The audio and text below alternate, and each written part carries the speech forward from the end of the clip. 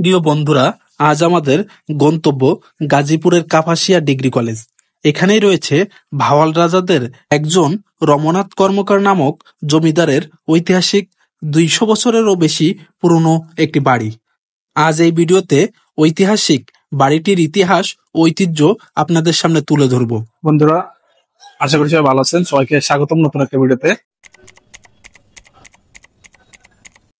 বন্ধুরা, ঢাকার অন্যতম একটি bus stand Mohakhali bus stand থেকে ছুটে চলছি গাজীপুরের উদ্দেশ্যে। ধূলিকণাযুক্ত এই বায়ুমণ্ডল থেকে বের হয়ে গাজীপুরের শালবনের সৌন্দর্যে ঘেরা অরণ্যের ভিতর দিয়ে বুক ভরে শ্বাস নিতে নিতে ছুটে চলছি আমরা। প্রায় ৩ ঘন্টার যাত্রা শেষে আমরা পৌঁছে গেলাম সুন্দর এই কাপাসিয়া ডিগ্রি কলেজটিতে। বন্ধুরা, আমরা এই কাপাসিয়া যে ডিগ্রি কলেজ, এই কলেজের আওতায় যে ভাওয়াল রাজাদের যে বাড়িটা ছিল সেটার ভিতরে এখন ঢুকছি।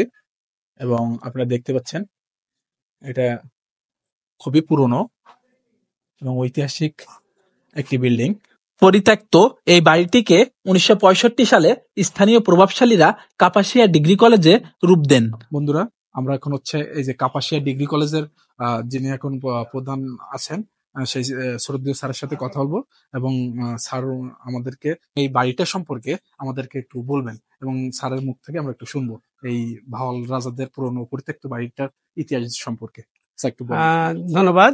আসলে এটা হচ্ছে ভাওয়াল রাজারই একটা অংশ, ভাওয়াল রাজাদের বাড়ি না।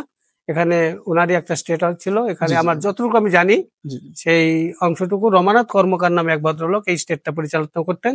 এবং এখানে উনি প্রায় ২০০ বছর আগে ব্রিটিশ আমলে এই ইয়েটা করা, তখন এখানে উনি থাকতেন এবং ওনার খুব প্রভাব ছিল। কথিত আছে, আমি এর আগেও বলেছি যে এখানে অনেকেই বলে, সত্য মিথ্যা জানি না, যে অনেকেই বলে এখানে নাকি টাকা বানানো হতো, টাকা বস্তা করতো। তারপর এখান থেকে তারা বিভিন্ন তাদের রিক্রিয়েশন করার জায়গা ছিল, সামনে পুকুর ছিল।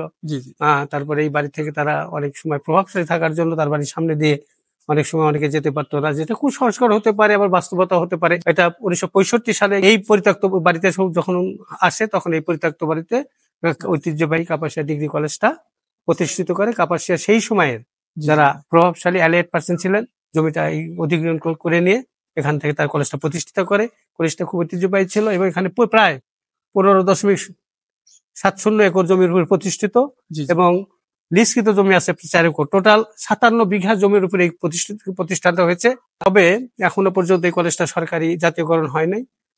আমরা আশা করি অচিরেই আমরা যে বৈষম্যের শিকার হয়েছি, সেটা বৈষম্য থেকে আমরা মুক্ত হয়ে এই কলেজটা জাতীয়করণ হবে। এটি এই এলাকার জনগণের প্রত্যাশা, শিক্ষক, শিক্ষার্থী, ছাত্রছাত্রী সবার, অভিভাবকদের। ধন্যবাদ শ্রদ্ধেয় স্যারকে। যদিও আপনারা শুনলেন বন্ধুরা স্যারের মুখ থেকে, এই অত্র এলাকায় অর্থাৎ কাপাসিয়া আমরা যতটুকু ঘুরে দেখেছি তার ভিতরে স্যারের এই কলেজটা এই অত্র এলাকারই বিখ্যাত এবং ঐতিহ্যবাহী একটি কলেজ। বাট একে এখনো এই কলেজটাকে যে জাতীয়করণ করা নাই, এটা খুবই দুঃখের একটা বিষয়। বন্ধুরা, এইটাই আগে অফিস কক্ষ হিসেবে ব্যবহৃত হতো এই কক্ষটি। এখন আমরা নতুন একটি কক্ষ খুলবো। দেখি এই কক্ষের ভিতরে একটু পরিদর্শন করব। এই যে আমরা ঢুকছি নতুন একটি কক্ষ খুলে, যদিও কক্ষটি বন্ধ ছিল। এই যে দেখতে পাচ্ছেন, দেখেন কত সুন্দর করে কারুকার্য করা হয়েছিল তখনকার বিল্ডিং এ। এই যে কক্ষগুলো এখন দেখছেন, ঘড়ি বা যে বাল্বটা দেখছেন, এগুলা এই ফ্যান এগুলো এখন পরিত্যক্ত। মাঝখানে কিছুটা সময় এই জমিদারের যে বাড়ি, এইটা ডিগ্রি কলেজে ব্যবহার করা হতো। এখন আর এটা ব্যবহার করা হচ্ছে না। এখন আপনার এটা পুরাটা পরিত্যক্ত অবস্থায় আছে আর কি। বন্ধুরা, এই যে দেখছেন কি সুন্দর কারুকার্য সজ্জিত প্রত্যেকটা বিল্ডিং এর ভাব, খুবই খুবই কারুকার্য সজ্জিত। প্রত্যেকটা দরজায় এরকমই কারুকার্য রয়েছে এই বিল্ডিং গুলোতে, দরজা এবং জানালায় আপনারা দেখতে পাচ্ছেন।